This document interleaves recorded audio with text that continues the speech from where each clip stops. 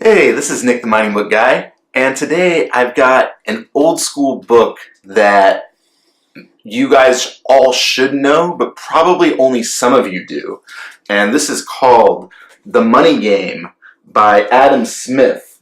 Notice there's a couple different copies I have here. What's important, a lot of copies of this book have been made, and you may end up picking up a really crappy looking one like this one. I mean, it's really kind of like torn up, but you can find very cheap copies all over the place, and yet very few people have read it because Adam Smith is a pseudonym, and that is exactly the reason it took me so long to read it. I didn't read this book until a couple years ago. Adam Smith is actually George Goodman, who unfortunately passed away a year or two ago, but the best way to describe him is the original Michael Lewis. And even if you're not deep into finance, many people have heard of Michael Lewis through, his books turned into movies. His financial book, Liar's Poker, is very well known, but in terms of movies like The Blind Side, and there's a few other ones. But this is really important. I think George Goodman, aka Adam Smith, is the best writer for combining, entertainment and education. I laughed out loud so many times reading this book, and I wish it was my intro book. And so I really want to pound home the point that if you are new to my channel or you're even new to finance in general, this is the book to read. I just read it again for the second time, and I just had so much fun with it. And I just want to go through a few, kind of key points. Awesome opening chapter. I mean, it's hard for me to describe, but like it sucks you in. And there's a reason this is called The Money Game. This is the book that helps you to understand that stocks are so much more than just compounding and making 5%, 10% a year, and it's also more than just like looking at charts and things. And I think he does a great job of going in a different direction with all his different chapters.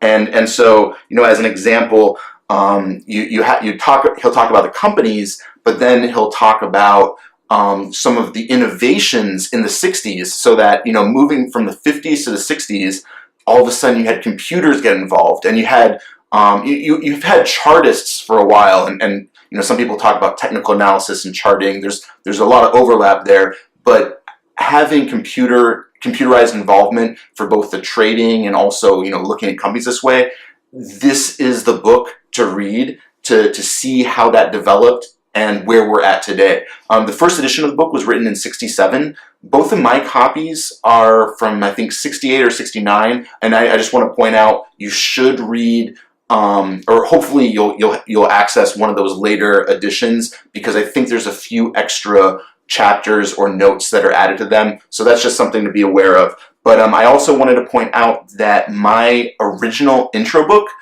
for getting into finance and mining in general are the Jim Rogers books. Actually, any of those Jim Rogers books are excellent, and I'll have a link, posted below where you can access one of my first Mining Book Guy videos on Jim Rogers. I like this book so much that I think it should be, read in tandem, if not maybe before Jim Rogers. Maybe that was me, not by not having read it earlier. I maybe should give it more credit. But again, just having read it again for the second time, it is so worth picking up immediately one of those older copies. And besides that, I would say, like, as a counterpoint, one of the first books I had read was The Random Walk Down Wall Street, and I had to unlearn everything from that. The Random Walk is actually discussed in this, because it was starting to grab onto in academia. It was starting to get the attention of all of the academic economists, and even some attention on Wall Street. But this is the book that people should read in their intro finance or intro economics classes. And again, nobody talked about this throughout my time in college, and I mean, actually no one talked about this at all. Even to this day, I feel that there's it almost purposely, it's kind of left out of the top books. Part of this is that it's not as searchable because it's weird that Adam Smith is the name on there. This has nothing to do with Adam Smith from The Wealth of Nations, except just kind of randomly became the pseudonym for George Goodman. But this, if anything, makes it even more valuable because I do believe that a lot of professionals haven't given this book as much credit as it deserves. And out of all the stuff described, fundamentals, chart analysis, whatnot, psychology, mob psychology, I'm so glad that George Goodman, he really hones in on that. It comes back, it's in the early chapters, but it comes back in the later chapters of how important that is to the money game. And I guess to end, I just want to describe a few of my favorite stories very briefly. There's a couple pages about the grannies, and I can't go into all the details because it's so much fun to read, but you get the idea that, a few old people who don't even know what the heck they're doing, they can actually move these stocks up or down just by, sharing rumors with each other and, and kind of buying and selling each other's shares. This doesn't really happen at all in, or it can't happen in the main markets, these, billion-dollar companies on the New York Stock Exchange, but it absolutely can happen in the junior sector, junior mining sector, whether it's in Australia or in London or in Canada. And so I just want to say, despite being written in the 60s, a lot of stuff totally applies today to the juniors, which is what I'm focused on, and hopefully some of you guys have gotten involved with yourself. So I love that, 50, 60 years later, that's completely, still true. And then other things that are relatable, the Gnome of Zurich chapter, which is really funny in itself.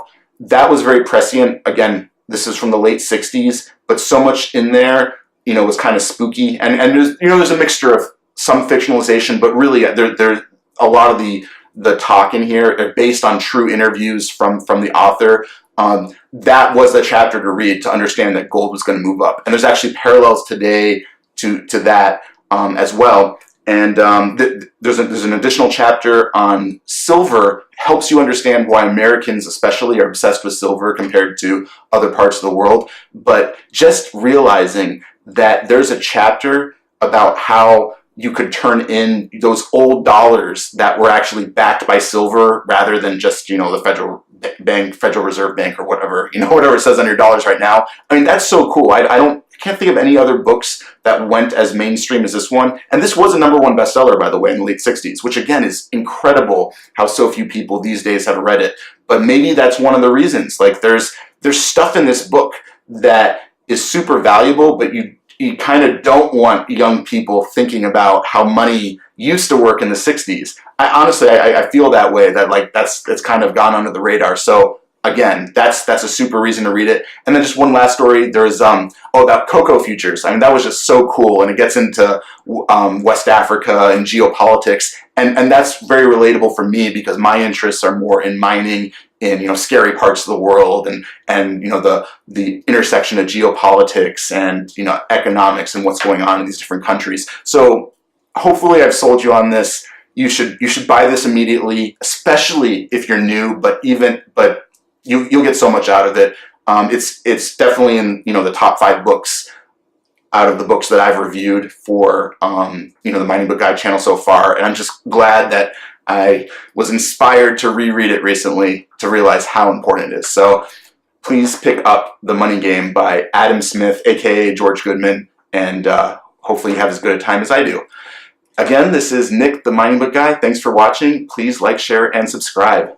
Bye.